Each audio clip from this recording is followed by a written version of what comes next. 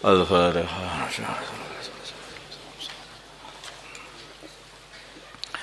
Bismillahirrahmanirrahim.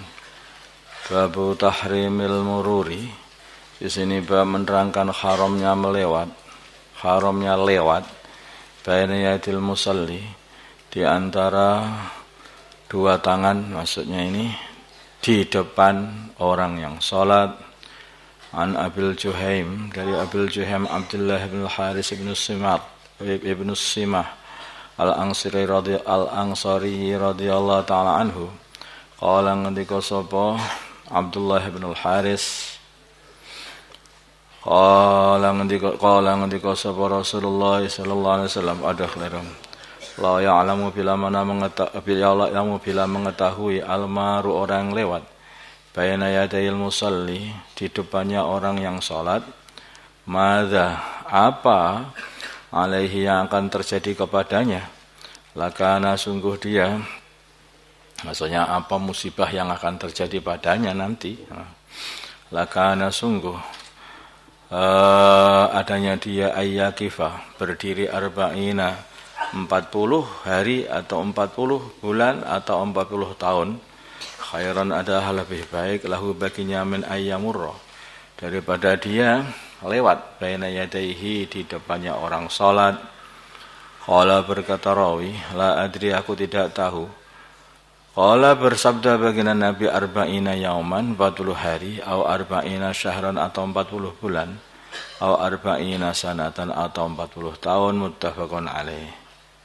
Maksudnya itu, kenapa kok mesti berdiri begitu lama? Artinya dia ini lebih baik aku berdiri lama walaupun harus berdiri 40 tahun menunggu sampai orang itu selesai sholat. Maksudnya. Karena apa? Karena melewati orang yang lewat di depan orang sholat itu betul-betul bahaya kalau orang itu tahu. Sebetulnya kalau bahayanya itu satu kata saja, Allah tidak suka. Oh, itu sudah enggak berani. Nah, kalau dia ini iman kepada Allah atau faham mengenai Allah Subhanahu wa taala. Babu karahati syuru'il ma'mumi, di sini bab makruhnya mengerjakannya makmum fi nafilatin, di dalam salat sunnah, ba'da syuru'il muadzini, setelah mengerjakannya muadzin, memulai mengerjakannya muadzin, fi iqamatis sholati, di dalam iqamatus sholah, sawa'un kanat, pada uga, sholat itu adalah sholat nafilah dan sholat nafilah, pada uga apa? Sama juga, pada aja, sama saja, sawa'un kanat, sama saja. Salat itu an-nafilata adalah salat sunnah. Fala'un kanat an-nafilatu, salat sunnah itu sunnatatil kas-salati, salat sunnahnya salat itu, salat qabliyah maksudnya, au ghairiha, atau selain salat itu, salat mungkin tahiyatul masjid, ya enggak boleh. An Abi Hurairah, dari Abi Hurairah radhiyallahu ta'ala anhu, anan Nabi, dari baginda Nabi Muhammad sallallahu alaihi wasallam, qala, beliau bersabda, idza uqimat, bila mana sudah diiqamahi as-salatu, salat, fala salata, maka tidak ada salat, illal maktubah, kecuali salat maktubah, salat yang difardukan saja. Riwayat Muslim. Jadi kalau muadzin sudah iqamah, maka tidak sholat sunnah, dimakruhkan sholat sunnah. Sholat sunnah apa saja, termasuk sholat qabliyah. Kalau itu artinya segera siap-siap untuk sholat fardu. Kenapa kok seperti itu? Ya di antara hikmahnya, nanti sholat sunnahnya enggak khusyuk pertama kali. Karena sholat sunnah dalam kondisi balapan dengan sholat fardu, takut ada ketinggalan takbiratul ula. Kemudian yang kedua, sholat fardunya pun, ini hikmahnya ya, ini sholat fardunya pun jadi enggak khusyuk, karena dalam kondisi dia itu ngebut, habis ngebut langsung sholat Allahu Akbar, Alhamdulillah dapat takbiratullah. Nah, ini enggak dibenarkan. Makanya kalau orang itu mau sholat, hendaknya sholat itu sebelum azan itu sudah datang. Wudunya itu sudah enak, sudah sempurna. Datang ke masjid dengan tumak ninah, kemudian membaca Al-Quran dan berzikir, terus dengarkan azan. Habis azan dia sholat qobliyah, mungkin di situ. Bisa juga dengan cara seperti itu. Atau wudu dulu, setelah itu sudah persiapan di rumah.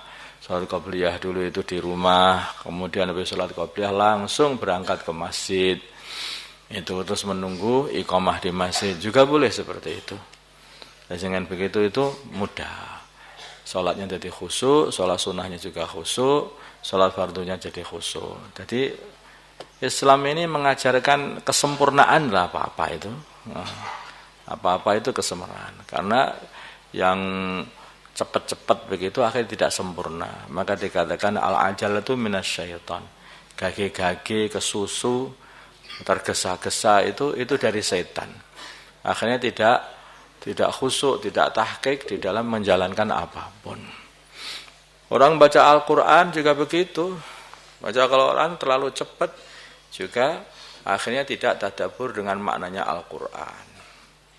Seperti itu. Baca Quran sambil tadabbur dengan maknanya Al-Quran, dirasakan seperti dia ini lagi ngendikani, dikalami sama zat yang menguasai langit dan bumi, Tuhannya semesta alam. Akhirnya titik khusyuk baca Al-Quran sambil tadabbur seperti itu. Aku ini hamba yang lemah, hamba yang buruk, banyak dosa. Laka aku ini dikalami sama Allah Subhanahu wa taala. Dibaca-baca Qur'annya sendiri, kemudian dirasakan, dikalami oleh Allah. Karena yang membuka dan menutup mulutmu itu dan yang menggerak-gerakkan lidahmu itu adalah Allah. Kamu rasakan. Makanya kalau kamu itu membaca Quran, rasakan seperti Allah telah membacakan Quran kepada kamu, dirasakan. Walaupun baca Quran sendiri. Atau kamu membaca Al-Quran, itu merasa di hadapan Allah. Juga boleh seperti itu. Baca Al-Quran, menghadap kepada Allah, didengar Allah. Nah, itu juga menjadikan khusyuk. Kalau kamu merasa didengar oleh Allah, masa bacanya dengan ya enggak seperti itu, ya enggak begitu. Masa enggak cepat. Masih ada Alhamdulillahi Rabbil Alamin Ar-Rahmanir Rahim. Jadi pelan-pelan wong didengar Allah. Kan begitu. Semua kesalahan-kesalahan yang kita buat itu sumbernya satu apa? Sumbernya itu adalah tidak ingat Allah.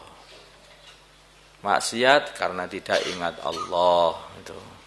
Tidak khusyuk dalam sholat karena tidak ingat Allah.